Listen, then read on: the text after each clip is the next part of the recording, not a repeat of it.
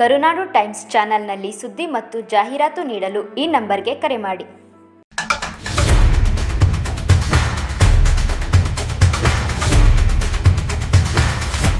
ಗವಿರಂಗನಾಥ ಸ್ವಾಮಿ ಜಾತ್ರಾ ಮಹೋತ್ಸವದ ಅಂಗವಾಗಿ ಇವತ್ತು ಪೂರ್ವಭಾವಿ ಸಭೆಯನ್ನು ಕರೆದಿದ್ದು. ಗವಿರಂಗನಾಥ ಸ್ವಾಮಿ ಜಾತ್ರಾ ಮಹೋತ್ಸವ 14ರಿಂದ 19 ತಾರೀಕಿಗೆ ನಡೆಯುತ್ತದೆ. ಅದರಲ್ಲಿ 16ನೇ ತಾರೀಕು ಗವಿರಂಗನಾಥನ ರಥೋತ್ಸವ ಮುಜರಾಯಿ ಇಲಾಖೆ ತಾಲೂಕು ಆಡಳಿತದ ಮುಜರಾಯಿ ಇಲಾಖೆ ನಡೆಯುತ್ತದೆ.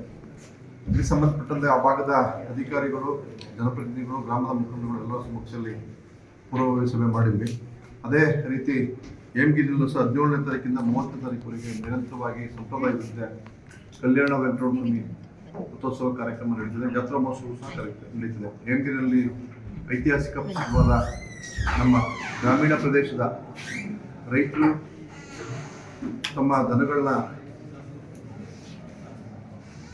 ಹಿಂದಿನ ವರ್ಷದಂತೆ ಎಲ್ಲರೂ ಸಹ ಜಾತ್ರೆಗೆ ಹೆಚ್ಚಿನದಾಗಿ ಬಂದು ಅಲ್ಲಿ ಮಾರೋದು ಕೊಳ್ಳುವ ಒಂದು ಪ್ರಕ್ರಿಯೆ ನಡೆದಿದೆ.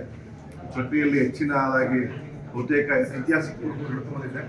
ಇದಕ್ಕೆ ಎಲ್ಲ ರೀತಿಯ ಸಿದ್ಧತೆಯನ್ನು ಮಾಡಿಕೊಂಡು ಯಾವುದೇ ರೀತಿ ತೊಂದರೆಗಳಿಂದ ನಿರ್ಮಿತವಾಗಿ ನಡೀಬೇಕು ಅನ್ನೋ ದೃಷ್ಟಿಯಿಂದ ತಾಲೂಕು ಆಡಳಿತ ಅಲ್ಲೂ ಸಹ ಪೂರ್ವಭಾವಿ ಸಭೆ ಕರೆದಿದೆ.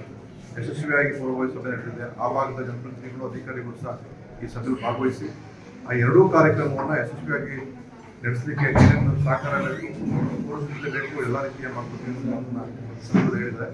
ಹಾಗಾಗಿ ನಮ್ಮ ತಾಲೂಕಿನ ಸಮಸ್ತ ಜನಗಳು ಸಹ ಇದಕ್ಕೆ ಸಹಕರಿಸಿ ಆ ಕಾರ್ಯಕ್ರಮದಲ್ಲಿ ಹೆಚ್ಚಿನದಾಗಿ ಭಾಗವಹಿಸಿ ಯಶಸ್ವಿ ಕಾರ್ಯಕ್ರಮ ಮಾಡಬೇಕು ಅಂತ ಎಲ್ಲರೂ ಸಹ ಮನವಿ ಮಾಡ್ತಾರೆ.